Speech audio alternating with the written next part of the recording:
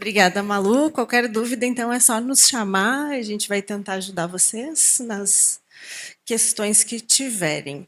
Então, é com muito prazer e alegria que eu gostaria de chamar o professor Marco Mello para a sua palestra de abertura do evento. Enquanto ele chega até aqui, eu vou falar um pouquinho sobre o Marco. Ele é biólogo pela Universidade Federal do Rio de Janeiro e doutor em ecologia pela Unicamp, Universidade Estadual de Campinas. Também descobri tudo isso ontem, enquanto eu levava ele até o hotel. Atualmente, ele trabalha como professor associado na Universidade de São Paulo e especializou-se na área de síntese ecológica. Tenho certeza que vocês já ouviram falar no Marco, já leram as dicas dele sobre o trabalho de pesquisadores. E, Marco, é um prazer ter você aqui com a gente. Obrigada. A palavra é tua.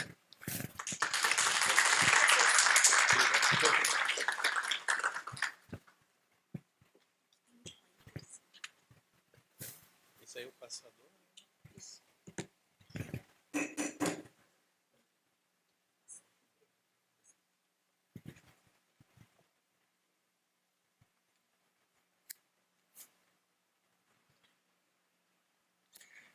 Bom, pessoal, bom dia. Bom dia para quem é de bom dia, boa noite para quem é de boa noite, 93 para quem é de 93. E hoje eu vim contar uma história para vocês sobre síntese ecológica. Poderia colocar os slides, por favor? Só que antes de eu contar essa história de hoje,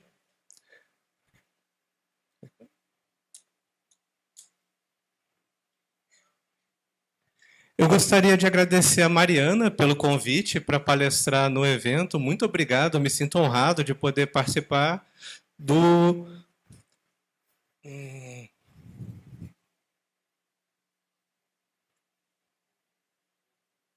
primeiro simpósio brasileiro de síntese ecológica. E eu fiquei muito feliz de ver o nome do evento e ver que finalmente esse assunto está sendo mais valorizado aqui no Brasil. E fiquei especialmente feliz de ver que é o nome do meu laboratório. Porque eu coordeno o laboratório de síntese ecológica lá na Universidade de São Paulo. Então é legal ver mais pessoas valorizando esse termo, né? Esse termo aparecendo mais vezes, síntese ecológica.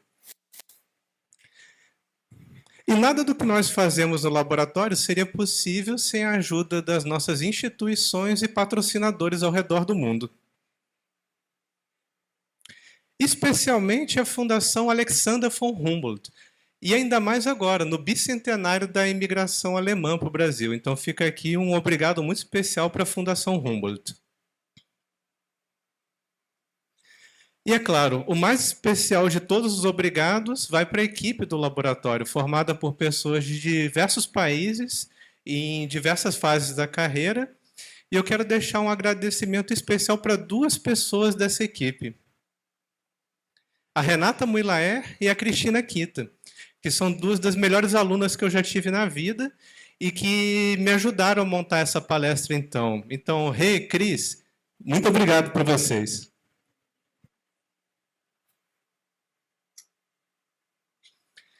Há muitos e muitos anos, em um país muito distante, havia um professor alemão. E esse professor alemão resolveu fazer sabático no Japão. Aí eu estou falando de sabático no sentido acadêmico e não no sentido popular. Ele não tirou um tempo para pensar sobre a vida, fundar uma startup ou coisa do tipo. Na verdade, ele foi trabalhar em outra instituição por algum tempo, fazendo as coisas que a gente costuma fazer no dia a dia, dar palestra, dar aula, dar oficina, seminário, orientar aluno, fazer pesquisa. Ele era da área de literatura, né, de humanas ele. Só que além de fazer os trabalhos acadêmicos de sempre, que a gente costuma fazer, esse professor queria mergulhar a fundo na cultura japonesa. E ele queria entender melhor a forma de ver o mundo e a forma de viver a vida lá do Oriente. Para isso, ele se matriculou numa escola de Kyudo, a arte do tiro com arco samurai. Ele encontrou um excelente mestre que aceitou ele como discípulo e começou a praticar o tiro com arco, em paralelo às atividades acadêmicas. E ele realmente se empolgou com aquilo, começou a praticar com cada vez mais afinco e foi melhorando a performance dele no tiro com arco, cada vez mais acurado, mais preciso. Só que toda vez que ele chegava para o mestre dele, para o sensei, e perguntava como é que eu estou indo, o sensei falava para ele: olha, o seu tiro está muito bom, mas você ainda não entendeu a essência da nossa arte. E aquilo deixava o professor alemão muito frustrado. Ele falava: poxa, eu estou praticando a beça, melhorando cada vez mais minha acurácia no tiro, só que eu não capturei a essência. Qual será essa essência? E o tempo foi passando, e ele começou a se dedicar cada vez mais às práticas, não só do tiro com arco em si, mas todas as práticas zen e shintoístas que vêm aí no pacote, como a meditação sentada, meditação andando, caligrafia, pintura, cerimônia do chá, e foi evoluindo muito na prática, cada vez melhor no tiro dele. Só que o mestre sempre falava para ele: você ainda não entendeu a essência da nossa arte. Até que chegou o dia dele voltar para a Alemanha. Acabou o período do sabático, né? Aquele financiamento que ele tinha conseguido, e ele tinha que voltar para casa. Só que antes de voltar para casa, esse professor resolveu dar uma passada no dojo do mestre dele para dar um tchau, se despedir e agradecer por todos os ensinamentos. Só que o mestre dele estava ocupado na hora, ensinando um outro discípulo. E seria uma grave descortesia ele interromper uma aula do mestre dele. Então ele sentou num canto, ficou esperando, só que aí ele pensou: olha, já que eu estou aqui mesmo, já que estou indo embora, eu vou dar uns tirinhos aqui só para me distrair. Vou pegar esse arco e vou praticar um pouco aqui. Meus últimos tiros aqui no Japão. E pela primeira vez em anos, ele estava completamente relaxado. Ele estava não se preocupando mais com o resultado. Afinal de contas, ele já estava indo embora. Ele ia voltar para casa logo depois, então não importava se ele ia acertar o alvo ou não. Ele só pegou o arco relaxado e deu um tiro. E foi o melhor tiro da vida dele. Um tiro como nenhum outro. Ele se sentiu de uma forma única. E ele perguntou, aliás, o mestre estava olhando para ele, né, de rabo de olho, e nesse momento ele fez uma reverência profunda, né, para o professor alemão e falou: agora você entendeu a essência da nossa arte. Finalmente você entendeu. Como é que você está se sentindo? E o professor alemão falou para ele: olha, não sei nem como explicar. É como se a flecha tivesse se atirado sozinha. Se vocês quiserem ler mais sobre isso, eu recomendo esse livro fantástico, A Arte Cavalheiresca do Arqueiro Zen. Ele é um dos clássicos obrigatórios para quem quer ingressar no Zen Budismo e entender o nosso modo de ver o mundo. E é um dos pioneiros em apresentar para o Ocidente a espiritualidade e as artes marciais do Oriente. Então, uma leitura que eu recomendo. E nesse momento agora, eu tenho certeza que você que está ali no canto está se perguntando: o que o Zen tem a ver com síntese ecológica, afinal de contas, né?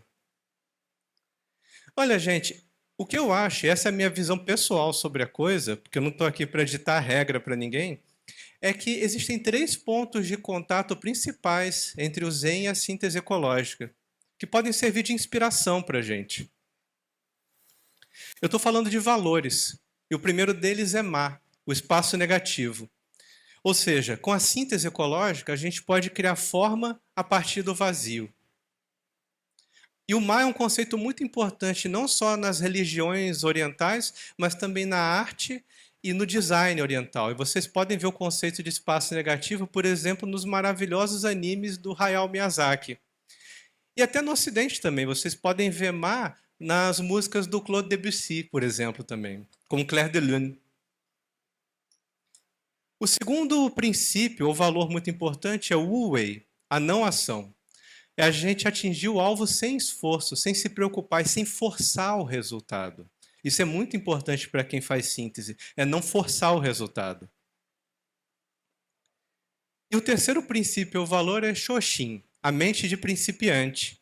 Ou seja, se manter sempre aberto ao aprendizado e a novas perspectivas, porque não tem sentido a gente se dedicar a fazer síntese ecológica se a gente não aceitar o novo, não aceitar uma forma diferente de ver um mesmo problema antigo.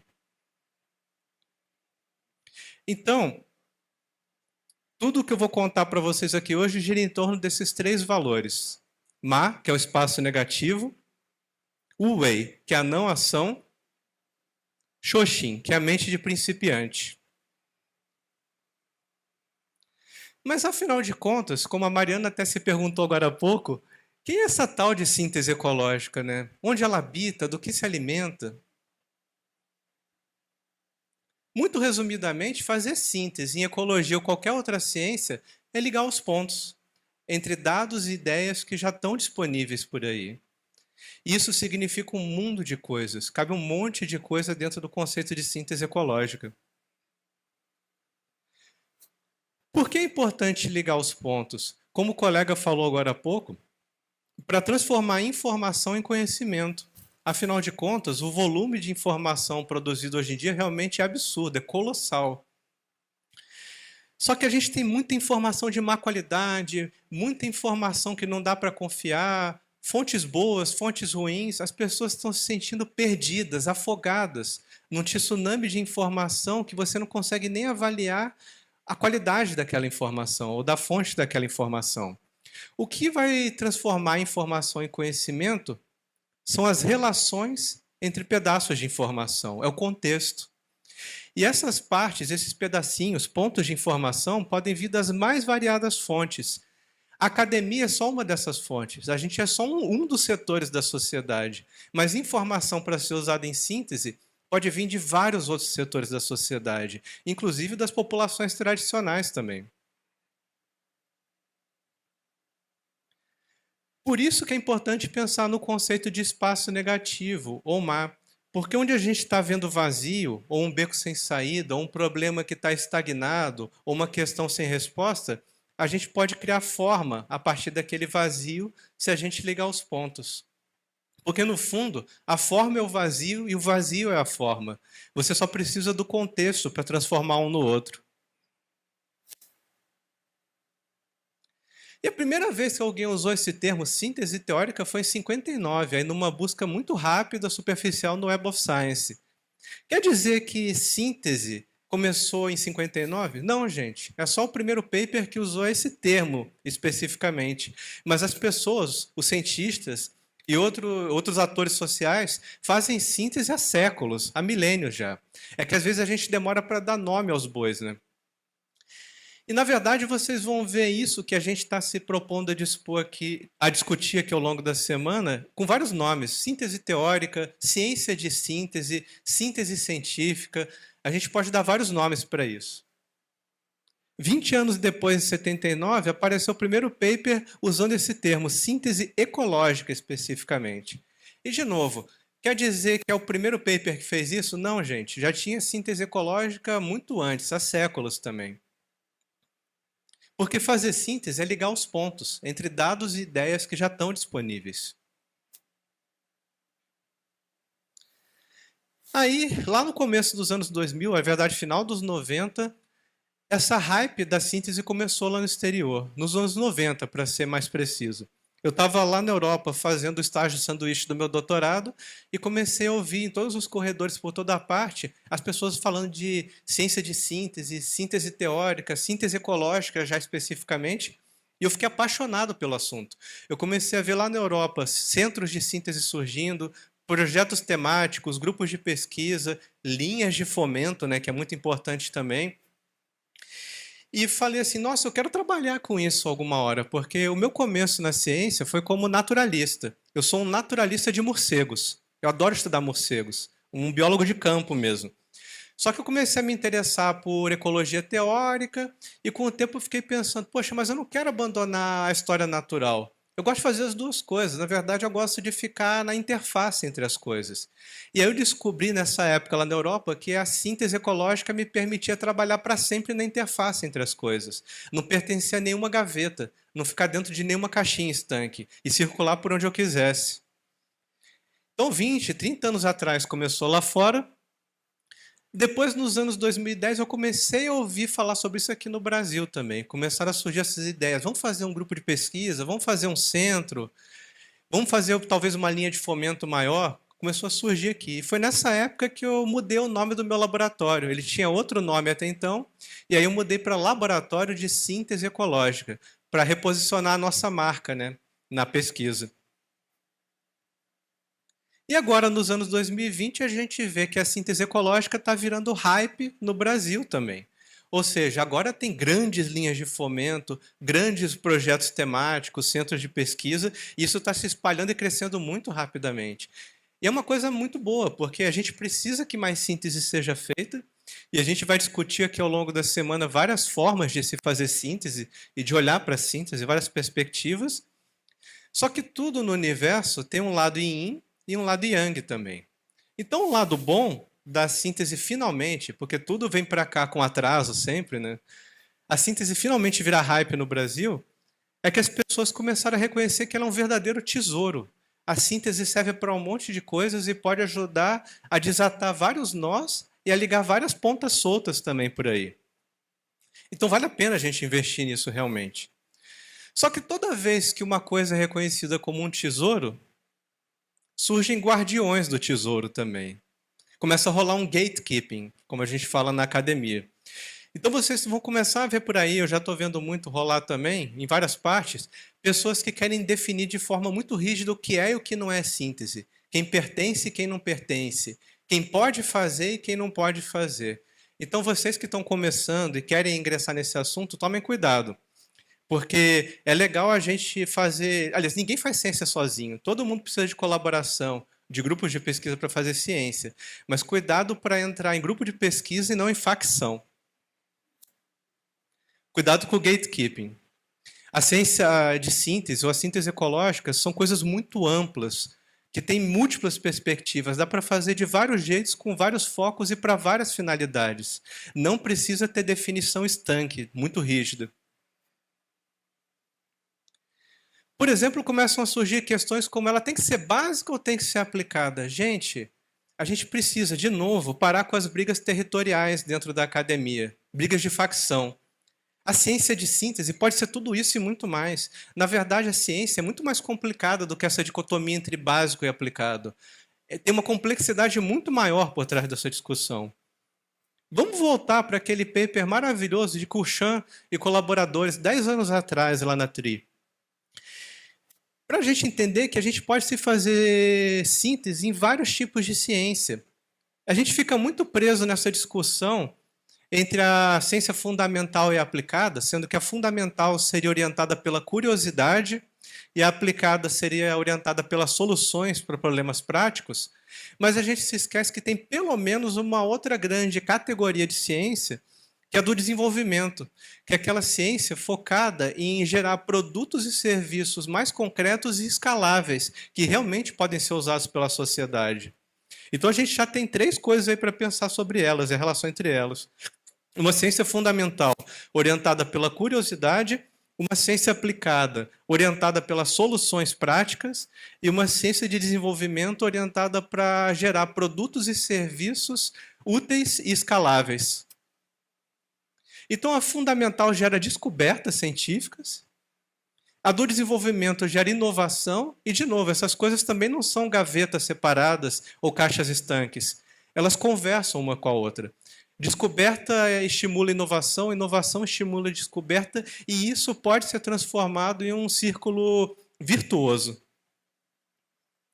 E ainda tem as interfaces, né, entre aquelas 3 principais ciências. Isso é só um dos jeitos de classificar as ciências. Tem vários outros jeitos ainda. Tem a ciência de aplicação, que tenta fazer a ponte da fundamental para a aplicada. Tem a ciência estratégica, que tenta transformar aquelas soluções da aplicada em produtos e serviços concretos e escaláveis. E ainda tem a ciência translacional, que é aquela parte da ciência que tenta fazer um curto-circuito, um salto quântico, da fundamental para a do desenvolvimento também. Vocês veem como é que é muito mais complexo do que uma dicotomia entre básico e aplicado? E para fazer síntese ecológica, a gente pode se posicionar onde a gente quiser. A gente pode ficar dentro de uma dessas caixinhas, entre caixinhas, inventar caixinhas novas, porque justamente a ideia de ligar os pontos entre dados e ideias é a gente pensar de forma diferente, descobrir novas perspectivas. Pensando, por exemplo, também nas 3 formas principais de se produzir ciência que o Popper falava naquele capítulo lá de 2000, O Cesto e a Lanterna. É um dos textos menos conhecidos do Popper, mas é uma analogia muito legal que ele fez. Ele falava que no ciclo da produção do conhecimento, tradicionalmente há milênios e milênios, as pessoas trabalham basicamente com descrições, com cesto. É você ir para a natureza, pegar informações, colocar no cesto e tentar fazer sentido daquilo depois. Isso é muito importante para a ciência. De novo, não acreditem também quando alguém falar que ciência descritiva é atrasada. Ciência descritiva é fundamental também. Depois, isso com foco nos padrões, né? Uma ciência descritiva que é mais ou menos contar para a gente como é que o universo é, como é que a natureza é, como é que um objeto de interesse é, seja uma entidade, um sistema ou um fenômeno. Depois, a gente criou a ciência de hipóteses, usando o método hipotético dedutivo, que já é focada nos processos. As pessoas querem entender que mecanismos geraram aqueles padrões que a gente observa no mundo real, em oposição ao mundo metafísico. E durante séculos e séculos, a gente fica discutindo e fazendo filosofia da ciência e epistemologia sobre essa dicotomia entre descrição e hipótese, descrição e hipótese. Mas nas últimas 2 décadas, graças a muitos avanços computacionais, a gente tem uma terceira forma agora de fazer ciência, que é Big Data. E o foco do Big Data é outro, são as previsões. Lembra quando a gente ficava reclamando que a ecologia era muito fraquinha porque tinha pouco poder preditivo e não ajudava muito a resolver problema concreto?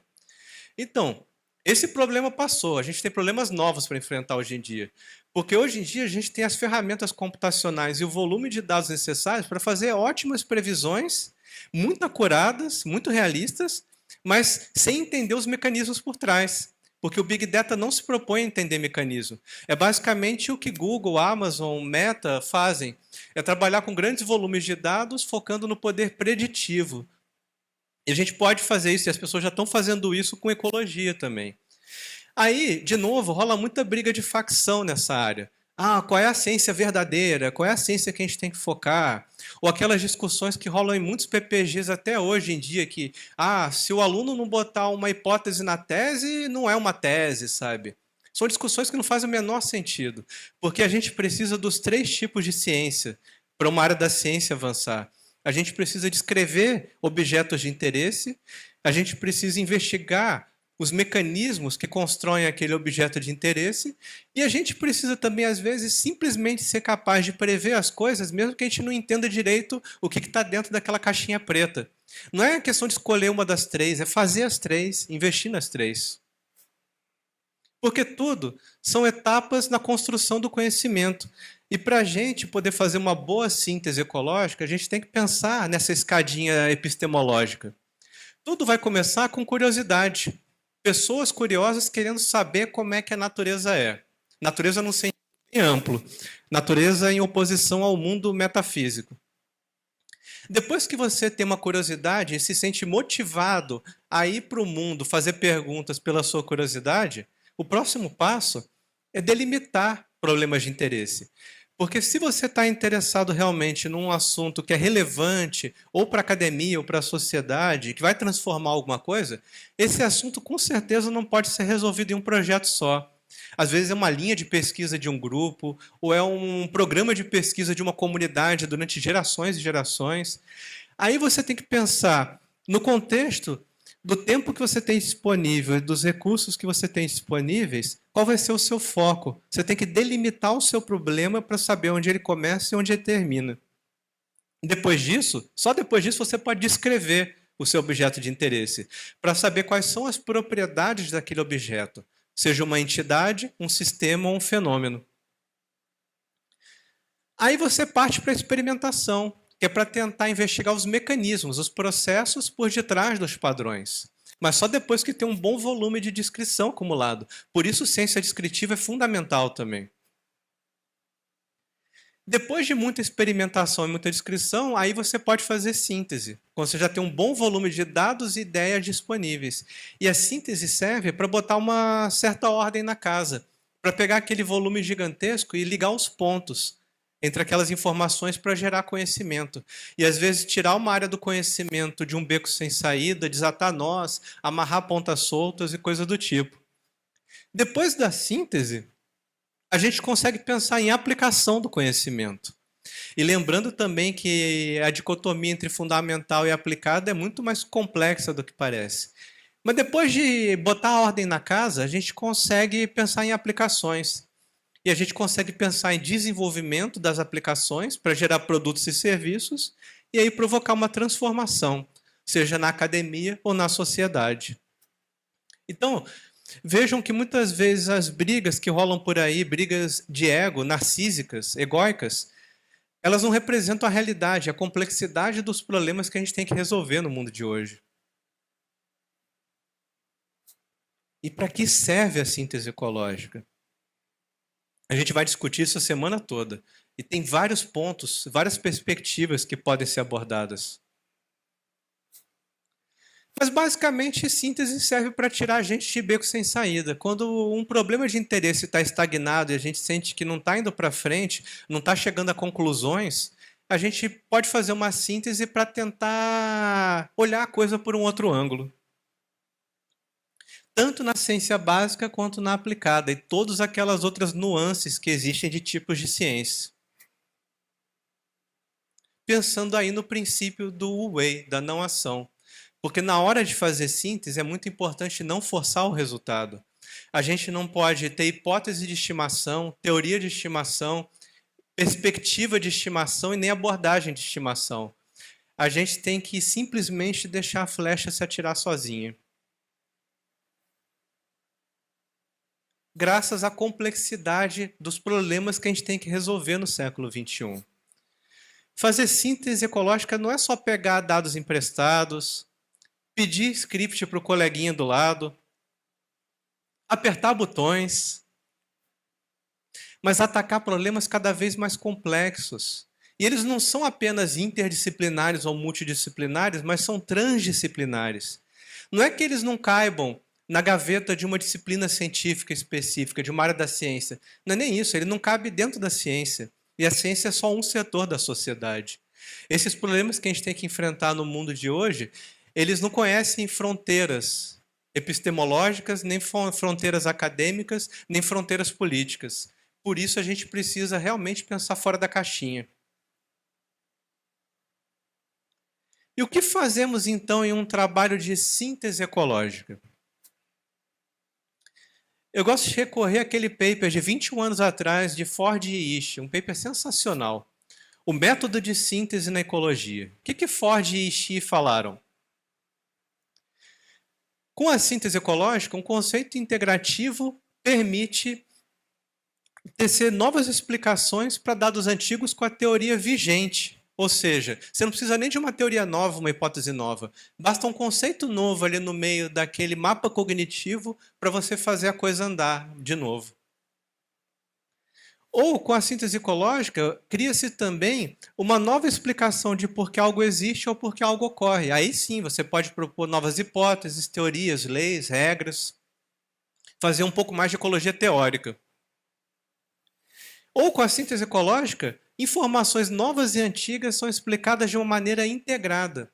Porque é muito comum, quando uma área da ciência fica estagnada, quando um problema entra num beco sem saída, que você tinha explicações para os dados antigos, para as evidências antigas, mas começam a surgir evidências divergentes e você não consegue mais explicar com aquela teoria que você tinha.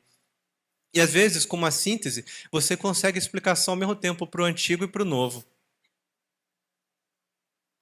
Outro artigo sensacional é de Lort e Bonte, de 2016. E foi por causa desse artigo que eu mudei o nome do meu laboratório. De tão empolgado que eu fiquei com a ideia. É um artigo de uma página, mas muito profundo. O que eles falaram? Zen, e o artigo deles era o Zen e a arte da síntese ecológica. Eles falaram o seguinte: o Zen é uma maneira de ser que incorpora a união. As sínteses científicas também incluem a agregação e muitas vezes a aceitação de elementos divergentes, como dados em diferentes formas, múltiplas terminologias, metadados, ecossistemas e conceitos diversos. Então, o que une o Zen com a síntese é justamente a união, a agregação e a integração, e essa abertura para o novo. E quais são os produtos concretos de uma síntese ecológica? do ponto de vista acadêmico, aí a gente está falando de produtos lateáveis. São vários. Revisões sistemáticas, mapeamentos bibliométricos, research weaving, que é a tecelagem de pesquisa, que é uma abordagem nova que engloba as duas anteriores e mais muitas outras coisas. É um jeito muito legal proposto pelo Nakagawa, em 2019. A gente tem ainda também as meta-análises, Big Data, Data Papers, e tudo isso eu vi que vai ser discutido ao longo da semana, todas essas formas e produtos. Modelos discursivos, modelos gráficos, modelos matemáticos, artigos de perspectiva ou artigo de opinião, white papers, também conhecidos como policy papers, são artigos com um viés de aplicação política direta, e tudo mais que a imaginação permitir. Essa lista não é total, ela não é definitiva. Porque dá para gerar um monte de produto acadêmico com síntese ecológica, e só produto acadêmico eu estou falando aqui, porque ainda tem os produtos não acadêmicos. Você pode fazer uma síntese, pensando naquele diagrama de Kurchan, você pode fazer uma síntese focada em ciência do desenvolvimento. Aí você nem vai gerar produto acadêmico. Você vai querer gerar diretamente produtos e serviços concretos e escaláveis que possam gerar transformações na sociedade. Então, uma ciência de síntese, ou uma síntese ecológica, pode pular essa parte acadêmica e ir para a parte diretamente política, se quiser, ou industrial, ou comercial, ou terceiro setor. Então, as possibilidades são muitas. E também percebi, pela programação do evento, que ao longo da semana vão ser discutidos esses produtos não acadêmicos também. Por isso, eu não quero dar spoiler do que vai acontecer durante a semana. E a gente precisa, então, do princípio de Shoshin, da mente do principiante. Precisamos nos manter abertos às novidades, a novas perspectivas, às novas soluções e novas formas de enxergar velhos problemas. E eu sei que na academia isso é muito difícil, porque pessoas constroem carreiras inteiras em cima de modelos cognitivos, de teorias, de hipóteses, de leis, e as pessoas fazem todo um sucesso e uma progressão de carreira em cima disso. E aí, de repente, chegar alguém com uma perspectiva nova e propor que as pessoas abandonem esses modelos de estimação, gera muita briga. Mas, às vezes, a gente só consegue ir para frente desagradando algumas pessoas, e não tem muito o que fazer. E também rola fake news nessa história de síntese ecológica. Eu tenho certeza que vocês já viram algumas dessas por aí. Eu vou falar só de algumas para dar exemplos, mas tem muito mais circulando. Quais seriam essas fake news, então? A primeira delas tem a ver com confiabilidade. Agora, podem dizer que para mim, só entre nós, ninguém está escutando a gente aqui assim, podem dar seu testemunho. Vocês já ouviram essa fake news aqui? Não dá para confiar em dados coletados pelos outros. Vocês já pararam para pensar em qual é a lógica implícita que está por trás de alguém que fala isso? Se a pessoa não confia em dado coletado pelo outro, a pessoa não confia em artigo publicado pelo outro, em livro publicado pelo outro, em relatório escrito pelo outro. Por quê? Porque artigo publicado pelos outros foi feito com dados coletados pelos outros.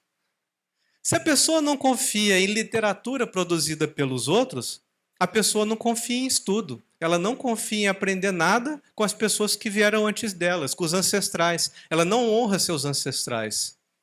Se a pessoa não confia em literatura, não honra seus ancestrais e não está aberta a aprender com outras pessoas do lado dela ou atrás dela, então, na verdade, a pessoa não está fazendo ciência, porque ciência é uma cultura humana, acima de tudo. E ciência é uma atividade social, que só pode ser feita em grupo, através de troca. E o que é a base de qualquer cultura ou subcultura humana? É a confiança. Pararam para pensar que a gente não consegue ficar averiguando e checando tudo que chega na mão da gente para a gente lidar? Uma boa parte do que a gente faz, inclusive dentro da academia, é baseada pura e simplesmente em confiança. Você pode querer fazer síntese ecológica sobre uma espécie ameaçada que você acha particularmente importante, mas você tem que partir, por exemplo, da confiança de que a taxonomia daquele grupo está bem resolvida, né? Porque se você está dizendo que aquela espécie está ameaçada, você está presumindo que o nome daquela espécie, aquele táxon, é um bom táxon, é um táxon válido, que delimita realmente uma entidade do mundo natural, do mundo concreto. Então, tá vendo? Você não vai ficar lendo todos os papers que propuseram a taxonomia daquela espécie, daquele grupo inteiro. Você vai confiar na literatura, muitas vezes. Então, não existe ciência sem confiança e muito menos síntese sem confiança também. Mas não pode ser confiança cega, é claro. Outra fake news, matéria-prima. Essa eu tenho certeza que vocês já ouviram por aí também. Uma hora você não vai ter mais de onde tirar dados, hein? É clássico, né? Assim, em bancas de qualificação ouvir isso, bancas de defesa, ou às vezes você ouve até de algum assessor de um projeto de pesquisa que submetido para uma agência. Ah, você fica fazendo síntese, uma hora não vai ter mais dado para você trabalhar. Gente, por favor, quem fala essas coisas, pare de falar. Por quê? Porque a maioria esmagadora dos cientistas de qualquer área, inclusive da ecologia, trabalha produzindo dados. A esmagadora não tem que ficar botando cercas agora, não é hora de botar cercas. Século XXI devia ser o momento de derrubar muro, derrubar cerca e parar de pensar de forma estanque dentro de gavetas, porque os problemas que a gente tem para resolver não conhecem essas gavetas, elas só existem dentro do ego da gente. E tem uma envolvendo parasitismo também. Só que essa é um pouco mais complicada. Quem faz síntese ecológica é um parasita de dados. Vocês já ouviram isso também por aí, né? Só que essa não é exatamente uma fake news. Isso aí é um assunto para a gente discutir com mais calma. Porque você trabalhar usando os dados que foram produzidos por outras pessoas envolve uma série de questões éticas. Questão de atribuição de crédito, reconhecimento de valor, recompensa para quem produziu os dados também. E como isso está engatinhando ainda no mundo, ainda mais no Brasil, a gente precisa sentar com mais frequência e discutir a ética do uso secundário de dados. Regras, leis, se for o caso, dependendo de leis estaduais, municipais, federais.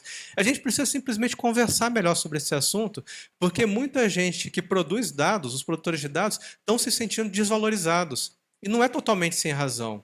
Porque está rolando um certo atropelo, já que a síntese está ganhando tração e está ficando muito popular, tem gente que sai usando o dado sem nem atribuir crédito a quem produziu o dado, por exemplo, né? Então, nós precisamos conversar sobre isso. Ok, e o que nós temos feito lá na USP, no Laboratório de Síntese Ecológica? Como é que a gente tem visto pelo nosso ângulo essa questão da síntese? Lá a gente trabalha com síntese ecológica, tanto pensando em ecologia teórica quanto ecologia aplicada. A do desenvolvimento a gente não trabalha tanto, é mais a aplicada no sentido de pensar como é que descoberta pode virar solução. Mas é mais a teórica acima de tudo. E a gente não gosta de ficar fazendo divisão entre essas coisas, porque a gente foca no problema e não na classificação do problema. Não me importa se o problema está na área de biodiversidade, de física ou de sociologia. O que interessa é resolver o problema. E o que une todo mundo no laboratório é que o nosso interesse é estudar interações interespecíficas. Tudo que a gente faz, por mais variadas perspectivas, sempre tem a ver com dois organismos de espécies diferentes se associando de alguma forma. Sendo que um lado pode perder e o outro ganhar, os dois podem perder, os dois podem ganhar, fitness, né, com essa associação. Então, são as interações entre espécies que interessam a gente. E tudo que nós fazemos, nós compartilhamos principalmente no GitHub, escrito em diversas linguagens de programação. Então, todas as soluções analíticas do laboratório, depois que são publicadas, ficam disponíveis para usar à vontade e sem restrição por quem quiser. A gente não guarda receita em caderninho trancado na gaveta. As nossas receitas são compartilhadas junto com o bolo. Temos publicado data papers também, porque dá tanto trabalho a gente fazer curadoria de dados para poder fazer os trabalhos de síntese que a gente quer fazer, que depois a gente começou a pensar, peraí, vamos compartilhar os dados também, de uma forma bem organizada, como data paper. Em termos de assunto, nós temos investigado as regras de montagem de redes de interação. E quando a gente pensa nessas regras de montagem, essa história lembra muito aquela parábola budista dos monges e do elefante, em que cada monge estava olhando só para um pedaço do elefante, tirando uma conclusão muito parcial, mas nenhum monge estava totalmente errado ou totalmente certo. Eles só estavam perdendo o quadro geral. E agora a gente está começando, talvez, quiçá, a ver o quadro geral. Mas nós ainda queremos capturar a essência desse quadro. Como é que nós estamos tentando fazer isso? Através de um modelo, um mapa cognitivo, que nós chamamos de hipótese integradora da especialização. Nada mais é do que um modelo sobre as regras de montagem de redes de interação. Ele tem um foco bem específico. Ele não se propõe a explicar a vida, o universo e tudo mais. Ele só explica 42. Começou como um modelo gráfico sobre regras de montagem, que basicamente a gente propôs que diferentes coisas acontecem em diferentes níveis organizacionais de uma rede. Então, tem padrões e processos dentro de um módulo e padrões e processos entre os módulos de uma rede. De forma muito resumida. Depois nós convertemos isso em um modelo algorítmico para fazer uma prova de conceito das nossas ideias. E é um modelo minimalista com apenas 3 primeiros princípios e só 5 parâmetros livres que conseguem recuperar todas as 4 topologias arquetípicas que a gente observa na natureza, ou seja, estruturas de redes de interação. Então, agora nós estamos transformando o nosso modelo em uma teoria, no sentido estrito. Tudo começou lá pelos idos de 2007, encontrando evidências divergentes que contradiziam os paradigmas sobre estrutura de redes na época. Aí fomos estudando vários tipos de sistema ao longo dos anos. Tentamos fazer sentido dessas evidências antigas e novas com um modelo gráfico. Convertemos um modelo gráfico em um modelo algorítmico para fazer uma prova de conceito e testes de sensibilidade, simulações. Desse modelo algorítmico, deduzimos previsões testáveis e aí usamos diversos tipos de sistema, diversos tipos de interação ecológica para testar essas previsões. E, por fim, agora, estamos representando as nossas ideias na forma de uma teoria semântica, que é um tipo de teoria axiomática. O que nós pretendemos fazer em um futuro bem próximo, já estamos fazendo? Basicamente, estamos aplicando a nossa teoria a problemas práticos, fazendo aí uma ciência aplicada. Dentro do contexto dos Objetivos de Desenvolvimento Sustentável das Nações Unidas e da Iniciativa de Saúde Única também. Basicamente, tem pessoas no laboratório que gostam muito de produção agrícola e pessoas que gostam muito de doenças. Se resume a isso. Por exemplo, no mestrado da Cristina Kita, ela estudou o efeito dos agrotóxicos sobre a polinização de lavouras por abelha, usando uma abordagem de meta-análise. E, resumidamente, agrotóxico pode aumentar em 5 vezes a mortalidade de abelha das próprias abelhas que polinizam a lavoura. Então, você vê aí como é que a coisa é complicada. Agora, no doutorado da Cris, ela está estudando intensificação ecológica de lavouras via plantações florais, pegando exemplos principalmente lá da Europa. E essas plantações são canteiros de flores ou cercas vivas. E como é que elas podem ajudar a melhorar a produção agrícola de forma ecológica. E ela está usando no começo agora uma abordagem de research weaving, de tecelagem de pesquisa, e num próximo passo vai usar uma abordagem mais teórica, de modelagem. Já, por exemplo, a Renata Muilaer trabalha muito com ecologia de doenças, e zoonoses principalmente. E a Renata é a nossa especialista em Big Data e inteligência artificial. Ela basicamente tem usado modelos de inteligência artificial para extrair padrões de conjuntos de dados gigantescos e, com isso, prever e mitigar as zoonoses, tanto endemias quanto epidemias e pandemias. E também dentro do contexto desse grupo de síntese ao qual a gente pertence, a GBetNet, ou seja, a União Global de Redes de Diversidade de Morcegos, nós temos estudado relações socioecológicas da interface morcego-humano. Um dos sistemas que a gente estuda, por exemplo, é lá da Índia. São relações entre raposas voadoras, cajueiros, produtores rurais e animais de criação. E como é que essas relações mega intrincadas influenciam ganho e perda econômicos e sociais e também a propagação de zoonoses. Tudo isso tendo como princípios do nosso trabalho de síntese o Ma, que é o espaço negativo, o Wei, que é a não ação, e Xoxin, que é a mente de principiante.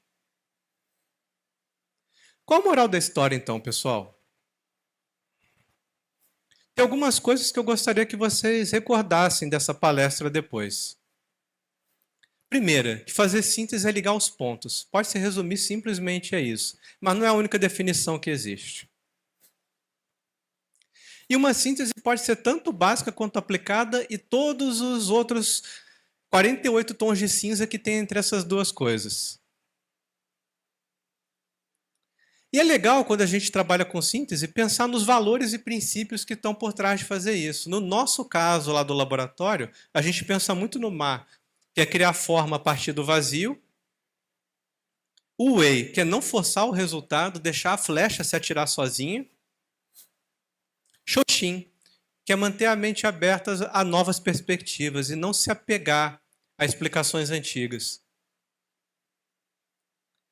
E uma síntese pode gerar diferentes produtos, acadêmicos e não acadêmicos. A lista não para de crescer, as pessoas cada vez estão pensando em produtos novos, e é muito legal ver as coisas que estão sendo criadas, que variam desde um artigo publicado em uma revista de revisões, por exemplo, até, por exemplo, um aplicativo para celular, para ciência cidadã. Os produtos de síntese são múltiplos. E, por último, mas não menos importante, síntese é sobre a jornada e não sobre o destino. Não importa o resultado que vai sair no final da síntese, você não tem que controlar o resultado, você tem que aceitar o resultado, se a síntese for bem feita. O que importa é tudo que você vai aprender ao longo do caminho. Porque o esforço de trabalhar com síntese gera um monte de coisas novas. Gera informação nova, informação mais trabalhada, mais curada, mais bem curada. Gera soluções analíticas novas, scripts, notebooks, funções.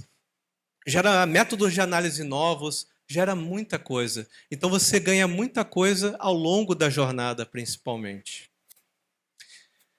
Se vocês quiserem saber mais sobre o que nós produzimos em síntese ecológica, vocês podem visitar o site do Laboratório de Síntese Ecológica da Universidade de São Paulo, acessível pelo código na tela. A gente vai abrir agora para perguntas também.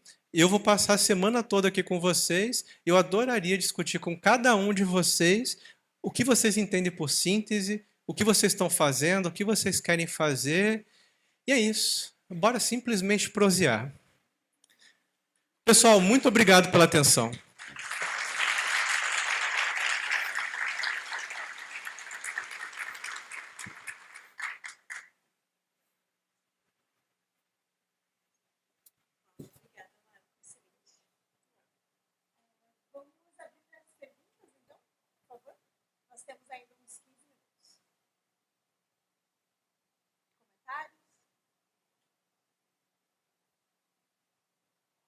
Precisa do microfone? Posso levar aquele?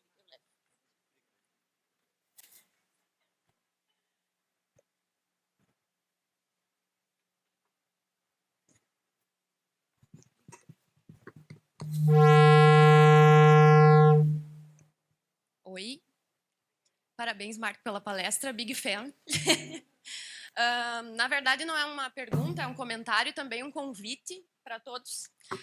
Foi lançado na semana passada um aplicativo, o eFauna, aqui da UFSM. Então, durante o evento, se vocês quiserem utilizar para registrar a fauna do campus, é um aplicativo que é recente, mas ele com certeza vai nortear pesquisas de TCC, mestrados, talvez doutorados no futuro.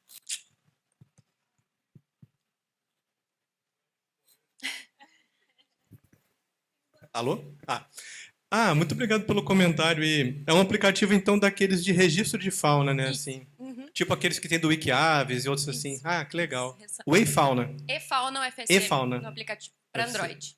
Para Android. E eu gostaria também de comentar o trabalho com ciência cidadã. E quando falou do parasitismo, né, e toda essa coisa, A gente se depara, às vezes, com pessoas, observadores de aves, na maioria das vezes, que querem ser autores dos artigos também, né? Eles só vão passar o ponto de ocorrência da espécie se eles forem autores do artigo também, participarem dessa produção. Queria que tu comentasse um pouquinho se tu trabalha com ciência cidadã, já se deparou com algum problema desses e da ética também de trabalhar com esses dados, com esse tipo de dados. Que é um pouquinho diferente da academia, né? Mas como lidar e como devolver o conhecimento, a construção do conhecimento para a população em geral. Obrigada. É uma excelente pergunta e eu acho que a chave disso é o diálogo.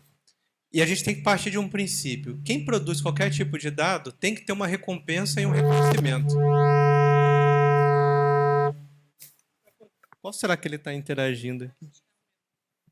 Ele interage com o da câmera ali. Então, tem que ter algum tipo de recompensa e reconhecimento. Então, o que eu sugiro para vocês é conversem com as pessoas. Porque, por exemplo, é a mesma pergunta que eu vejo meus colegas da física fazendo há décadas. A gente pensa, se uma pessoa faz um registro de uma ave, ela tem que entrar num artigo acadêmico sobre aquelas aves? É uma pergunta que a resposta é depende do que foi negociado antes, durante e depois. E a mesma coisa, se a pessoa está lá no grande colisor de partículas, no LHC, e lá entre Suíça e França e Áustria. E a pessoa trabalha basicamente ajudando naqueles ajustes para fazer as partículas ficarem correndo lá naquele carrossel lá que elas se divertem e depois colher os dados sobre as partículas subatômicas. Ela deve entrar no paper? Lá no LHC, se você trabalha no LHC, você entra. E os papers têm 500 autores às vezes.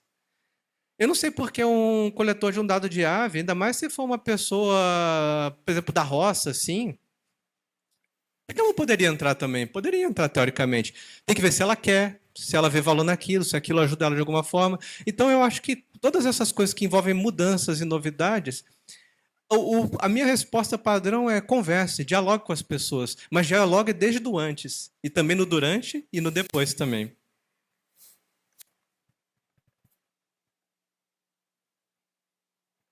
Oi, Marco, obrigada. Achei incrível a sua palestra. Estou curiosa para ir lá no laboratório, no site, ver um pouquinho. Minha pergunta também é nessa linha, né, do parasitismo de dados e tudo mais, mas eu queria que você falasse um pouco mais sobre essa perspectiva da colaboração internacional, né, nessa dicotomia entre o norte global e o sul global, e um pouquinho, assim, se você puder, sobre esse colonialismo, né, científico que pode existir, né, nessas relações desequilibradas. Então, essa é uma questão que existe desde sempre. É bom que a gente está discutindo isso mais hoje em dia. Na minha terminologia, eu sou mais old school e eu prefiro falar sobre centro geopolítico e periferia geopolítica, assim, mas é parecido o conceito. E diferentes soluções têm sido buscadas. Por exemplo, o centro de síntese com o qual eu trabalho mais fortemente é a GBetNet, que é a União Global de Redes de Diversidade de Morcegos. Então, foi uma iniciativa justamente de tentar fazer uma coisa menos colonial, uma ciência menos colonial, envolvendo pessoas de vários países. Qual o propósito da GBetNet, que eu acho uma iniciativa incrível? É justamente congregar redes de pessoas que faziam ciência cidadã, ou pesquisa acadêmica, ou conservacionista sobre morcegos em vários países e botar essas redes dentro de um mesmo guarda-chuva de uma rede global, em que elas tenham um fórum de discussão. E aí um dos princípios da GBetNet é que nas reuniões anuais a gente tenta dar a verba para participação para a maior diversidade de países possível. Então, por exemplo, às vezes a pessoa que trabalha com ciência cidadã lá no Sri Lanka, ela conseguiu ir para a reunião de Houston agora em maio, graças ao apoio financeiro da GBetNet. Justamente, eu não quero conversar lá com o humano do Sri Lanka só por e-mail, ou por Meet, Google Meet, né? Aliás, quem que aguenta reunião remota mais hoje em dia? Mas o ponto é, eu quero que o humano do Sri Lanka esteja lá na mesa comigo, lá em Houston, para falar qual é o problema que os morcegos enfrentam. A gente passou uma semana maravilhosa em Houston, exatamente falando o que ameaça os morcegos no seu país, na sua cidade, lá, no contexto socioecológico. Eu acho que é muito importante, por exemplo, que para você ter uma coisa que não seja colonial, é importante que a participação seja diversificada, e diversificada de forma concreta, com auxílio financeiro. Afinal de contas, poucos de nós nasceram herdeiros, né? A gente precisa de grana para fazer as coisas. Quem aqui é Darwin ou Humboldt, né? Mas, e além disso, a gente precisa que a liderança seja diversificada também. Porque é importante que, por exemplo, na cabine de comando da Enterprise, estejam Klingons, vulcanos, humanos, né, romulanos também, senão a coisa não anda. Então tem muita coisa para ser discutida nisso. Eu não sei se era exatamente nesse ponto que você queria que eu tocasse, assim.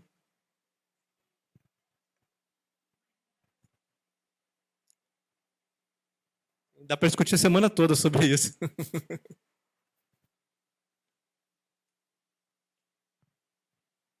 Olá, Marco.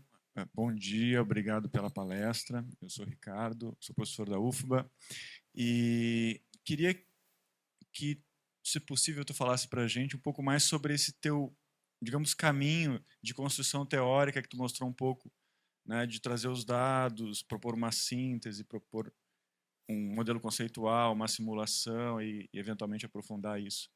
Eu acho que é incomum, né? Talvez que eu lembre assim de alguém construir a sua de forma tão organizada assim, né, sua produção científica. Eu lembro do laboratório da Leonardo Farig, que eu ouvi falar que ela também gostava de construir as coisas assim, né, propor um conceito novo, depois fazer a simulação, depois buscar dados empíricos e assim por diante. Então, se tu pudesse falar um pouco, né, dessa tua experiência, se isso é um método geral, se está acontecendo nesse caminho. Obrigado. Prazer te conhecer, Ricardo, primeiro. E foi um caminho bem divertido, assim. Na verdade, eu sempre gostei de filosofia, de um modo geral, e filosofia da ciência também. E eu queria unir isso com a minha prática científica desde sempre. E algumas pessoas, justamente como a Leonor Farig e outras também, a minha mentora, Elizabeth Calco também, me inspiraram nisso. Porque assim, a gente tem a nossa curiosidade, todo mundo tem os assuntos ou problemas que são preferidos, que você gosta mais de estudar aquilo, ou se preocupa mais, se importa mais com aquilo do que com outros temas. Só que como é que você justamente organiza a construção do conhecimento sobre isso? E essa caminhada ela começou justamente lendo os filósofos da ciência mais contemporâneos, de Lakatos para frente, tentando ver, por exemplo, e admitindo que a ciência é muito mais bagunçada do que a gente gostaria que ela fosse. E tentando entender como é que a gente pode construir ordem no meio dessa bagunça. E, basicamente, o caminho foi esse. A gente se interessava por interações entre espécies, depois veio o assunto das redes, que começou a crescer. Aí você fala assim, como muitas pessoas já fizeram aqui também, poxa, como é que será que fica uma rede com o táxon, que é o meu favorito, né? Uma rede de... E na época eu pensava, como é que fica uma rede de morcego e planta? Que todo mundo está tecendo conclusão sobre rede de dispersão de sementes, mas só tem ave nas redes. Tem um monte de outro bicho que dispersa sementes também. E eu falava, cadê os morcegos? Vou botar morcego nessa história. E aí a gente começou a botar morcego na história e ver que não batia. As estruturas, as dinâmicas não batiam com o que a literatura reportava. E aí veio o outro passo, que é o passo, se não está batendo com as explicações antigas, qual deve ser a outra explicação? E demora vários anos isso, né? Você conversando, trocando ideia com um monte de gente, fazendo um monte de trabalho intermediário no meio do caminho, e eu acho que o que manteve a coerência dessa linha de pesquisa foi a gente sempre discutir no laboratório, e entre os colaboradores da gente por que a gente está fazendo esse artigo específico? Porque ele retorna para a hipótese integradora, ele está naquele arcabouço principal. Qual o próximo passo? É fazer o modelo. Se a gente faz o modelo e as ideias in sílico, simuladas, fazem sentido, vamos pegar dados novos que a gente não usou lá no começo para fazer novos testes empíricos com previsões mais acuradas e matematicizadas. Ver que bate. Então o que falta agora? É o modelo discursivo. Vem o modelo gráfico, o algoritmo, depois um discursivo, que é uma conversa sobre aquilo. É você falar como é que você acha que são os processos mais profundos que estão por trás daqueles padrões. E o caminho não é linear, não foi linear de forma nenhuma. A gente bateu cabeça muitas vezes, ficou empacado muitas vezes, e só foi possível a gente progredir nessa linha de pesquisa porque foram dezenas de pessoas colaborando com essa linha. Se a gente for juntar todos os coautores dos artigos que fazem parte dessa série, dá umas 5 temporadas na Netflix, assim. É muita gente que ajudou. Então, é o tipo da coisa que só dá para fazer com uma equipe muito grande que vai variando. Você vai pegando pessoas com habilidades e conhecimentos complementares para aquela missão, depois para aquela outra missão, outro grupo, e no final das contas você olha para trás e liga os pontos para o passado, né? É mais ou menos isso. Mas o caminho é caótico, ele não é linear, e só quando você olha para trás é que você conta a história bonita e tenta ver como é que foi, mais ou menos. Oi, Marco, tudo bem? Muito obrigada pela palestra. Nós temos uma pergunta online de um dos participantes. O Gabriel Borba, ele diz: Marco, muito obrigada pela palestra inspiradora. Você comentou sobre a importância de levantar informações descritivas como parte da síntese ecológica. Tenho pensado que muitas vezes o timing necessário para desenvolver essa base descritiva não coincide com as demandas de prazos em programas de pós-graduação ou editais, que exigem sínteses e resultados rápidos. Na sua experiência, como equilibrar essas duas necessidades e lidar com essa tensão entre pesquisa de base e prazos impostos por esses contextos? É Gabriel, né? Isso. Gabriel, você que está aí na poltrona nos assistindo hoje, se você descobrir a resposta, me conta. Porque realmente é uma excelente pergunta essa. Ótimo que você fez essa pergunta, porque o ponto todo é como é que a gente faz, se a gente quiser subir o nível da pergunta mais ainda para uma coisa mais fundamental, como é que a gente faz ciência de ponta num país que é periférico?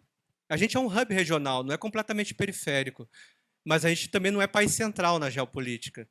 E muitas vezes a gente fica importando as modas atrasadas e de forma distorcida. E muitas das demandas que a gente recebe de cima para baixo são distorções de modas que já estão atrasadas no centro geopolítico do mundo. Como é que você sobrevive nisso e constrói uma carreira e se estabelece nessa carreira e consegue pagar seus boletos no final do mês? Olha, é com muita ginga acima de tudo. E é difícil, porque o tempo da boa ciência não é o tempo da cobrança burocrática, não é mesmo. Só que, por outro lado, você precisa de recursos para fazer ciência, então você tem que pertencer ao sistema e fazer concessões. Mas o que eu posso te dizer, se for um conselho prático, é faça algumas concessões ao sistema, porque você precisa ter recursos para trabalhar, mas não faça concessões demais a ponto de amanhã você não reconhecer a sua imagem no espelho. E aceite pagar o preço, porque quem não faz todas as concessões que o sistema manda, sempre paga um preço. Mas nada vale o preço de você botar a cabeça no travesseiro e dormir tranquilo de noite.